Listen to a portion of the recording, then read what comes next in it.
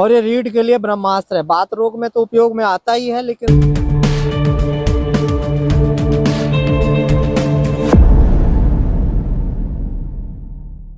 नमस्कार नर्मदे हर। आज हम आए हैं यहाँ ठाड़ पत्थर में, जो एक गांव है, वहाँ का आश्रम भी है और यहीं गुफा है।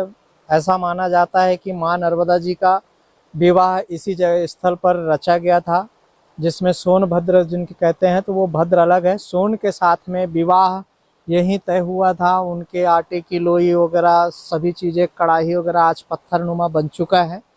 और वहाँ साग सब्जी भी आज पौधे के रूप में परिवर्तित है, जो बनाई जा रही थी। और इस स्थल पर भारी मात्रा में औषधि हैं, जो आपको कुछ औषधियों के बारे में आज बताने का एक प्रयास करेंगे।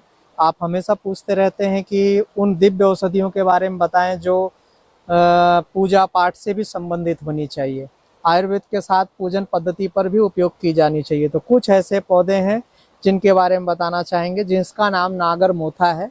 नागर मोथा आपने सुना होगा, जो धूप बनाने में, हवन की सामग्री बनाने में इनमें खासकर उपयोग की जाती है और पूजन पद्धति में विशेष रूप से इसका उपयोग होता है। और वहीं तंत्र साधना में भी इसका उपयोग किया जाता है। तो ऐसे ही एक ऐसे दुर्लभ पौधे में दोनों प्रकार का हम आपको दिखाएंगे, खुशबूदार और बिना खुशबू का, दोनों ही पौधे यहाँ है नागर मोथा में। तो कुछ अभ्रंश है कि वो भी नागर मोथा होता है, लेकिन नागर मोथा वास्तव में एक मोथा जो छोटे रूप में होता है, जिसका भी हम आपको परिचय आपके गांव खेड़ों में, खेतों में वो पाया जाता है। छोटा सा कंद मिलता है लहसुन की तरह, और सेम इसी बड़े नागर मोथा की तरह ही होता है। तो वो उसके छिलके निकाल करके बवासीर जैसे महारोग में उसका उपयोग किया जाता है। उसको चबा कर खाने के बाद पानी पिया जाता है और वो बवासीर से हमेशा के लिए छुटकारा मिल जाता है। लेकिन इस नागर मोथा में ऐसा नहीं होता। इसकी लंबी जड़ होती है और कंद नहीं होता, उसमें कंद थोड़ा होता है, इसमें कठोर नुमा होती है, उसमें मुलायम होता है मोथा में। ये नागर मोथा है। तो आइए चलते हैं, हम आपको नागर मोथा को थोड़ा दिखा दें। ये देखिए, ये नागर मोथा है, अच्छे से देख लीजिए। इस पौधे को आप देख लें, लगे हुए हैं पूरे यहाँ से वहाँ तक है। और इन नागर मोथा की जो जड़ होती है इसके नीचे पाई जाती है। अभी खोदने पर ये थोड़ी गहरे में होगी, काली होगी और खुशबूदार होती है, बहुत ही खुशबू करती है।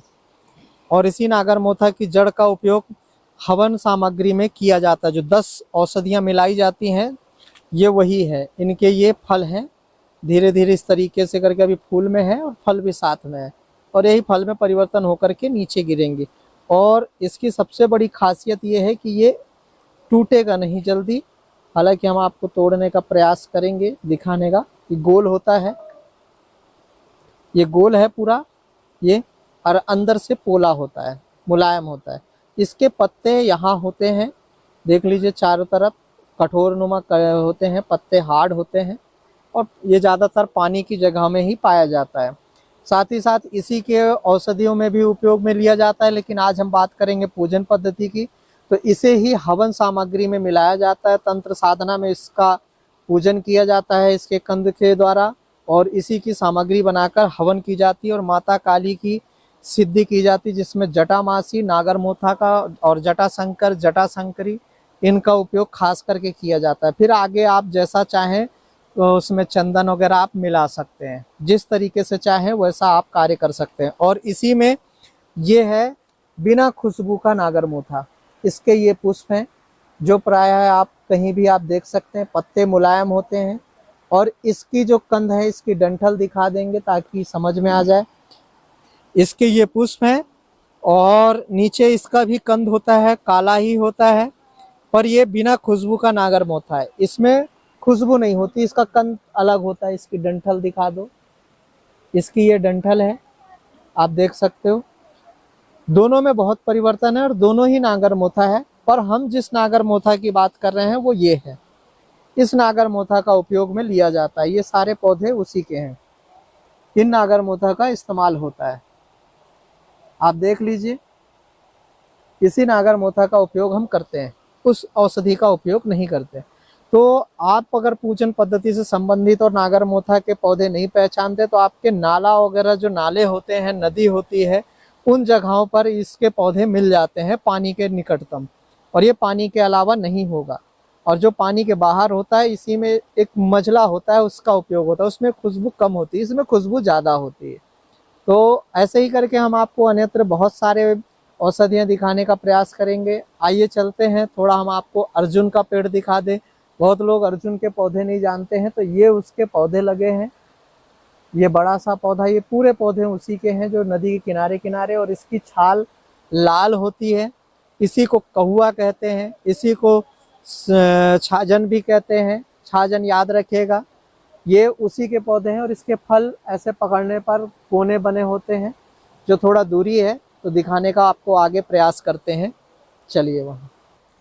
यही एक और ऐसी बूटी मिल गई है जिसके बारे में हम आपको बताना चाहेंगे, और जिसे रीढ़ की हड्डी वाले सभी व्यक्ति सुन लें। इस औषधि को लेकर के इसकी औषधि का चूर्ण बना लिया जाए, छांव में सुखाया जाए, और छांव में सुखाने के बाद इसको गेहूं की रोटी बनाई जाए, और एक ही तरफ रोटी को सेकना है, दूसरे तरफ नहीं सेकना है। और उसके बाद उसको जब आप लगाएंगे और एक तरफ लगा के जो ऊपर साइड में इस औषधि को डाल देनी है, जैसे आप डोसा वगैरह पकाते हैं एक साइड, सेम उसी तरीके से पकती है। और इसका चूर्ण फैला करके और गरम ही गरम रीढ़ की हड्डी में अगर इस औषधि को लगाया जाए तो एक ऐसी महा औषधि हम आपको दिख गई। तो हम आपको बता रहे हैं, इसे फांस फांसिल भी कहते हैं। घास फांस फांसिल एक पौधा होता है, उसी की एक घास में भी फांस फांसिल होता है, हरजोड़ के नाम से भी जाना जाता है। और इस औषधि को देखेंगे, ये भी नदी के किनारे होती है। उसको हम आपको दिखाने का प्रयास करते हैं। ये रही, ये देख लीजिए, ये औषधि है फांस फांसिल, जिसे आप देख सकते हैं। और इसे आप बड़े आसानी से इस तरह से आप इसको तोड़ सकते हैं और वापस इसको इस तरीके से जोड़ सकते हैं, ये वापस जुड़ जाती है। ध्यान दीजिए, ये निकल गई, ये सामने, आप इसे भी आप निकाल सकते हो, बारी बारी से इसमें है। और इसके बाद इसको इस तरीके से थोड़ा सेट कर सकते हो, ये इस तरीके से सेट हो जाती है। और इसी औषधि के बारे में आपको मार्केट में, ये ग्रामीण औषधि पुरानी है, बहुत ही पुरानी औषधियाँ चलती आ रही हैं, और ये रीढ़ के लिए ब्रह्मास्त्र है। ये देखिए, कहीं से आपको टूटा हुआ नहीं लगेगा, कहीं से आपको दिखाई नहीं देगा कि ये टूटा था, मैंने तोड़ा, और वापस ये हरा का हरा ही रहेगा। आप देख सकते हो, ये है पौधा, इसकी पहचान भी है। और इसमें कोई पत्ती अलग से नहीं होती, सेम ऐसा ही होता है। और ये पानी के निकटतम और ये जैव विविधता के तहत अपने आप उगने वाली वनस्पति है। और इसका उपयोग आप रीढ़ की हड्डी से संबंधित आप कर सकते हो, इसका भी आप चूर्ण ले सकते हो। हाँ, साथ में पानी के लिए आप घटक वगैरह भी इस्तेमाल कर लीजिएगा। ये हम निकाल ले रहे हैं, अब निकाले हैं तो इसे रख लेंगे और इसको बर्बाद नहीं करेंगे, ताकि किसी व्यक्ति को अगर देना हो तो हम दे सकें। आप अच्छे से देख लीजिए ये वनस्पति को, और यह वनस्पति बहुत कम पाई जाती है, इसलिए अभी मिल गई तो हमने आपको बता दिया। अभी तक आपको इसके बारे में वीडियो कोई भी नहीं बनाया होगा, वो दिव्य चीजें हम आपको दिखा रहे हैं। और ये रीढ़ के लिए ब्रह्मास्त्र है। बात रोग में तो उपयोग में आता ही है, लेकिन रीढ़ के लिए ये विशेष कर इसका इस्तेमाल होता है।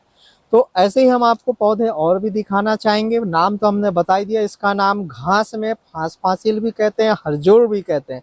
यह हड्डी जोड़ने के भी काम आती है, और यही हमने उसका प्रमाण भी दिखाया कि उसको तोड़ने के बाद भी उससे जोड़ा जा सकता है, और वापस वो आपको हरा ही मिलेगा, यानी फिर से वो लग जाता है, जुड़ जाता है आपस में। इतना फास्ट होता है, तो शरीर के साथ क्या करेगा, आपकी चिल्फी निकल जाना, हड्डी टूट जाना, हड्डी फ्रैक्चर हो जाना, उन सभी चीजों में ये काम करता है। लेकिन रीढ़ के में हम इसका उपयोग खास कर करते हैं। विधि वही है, रोटी बनानी है।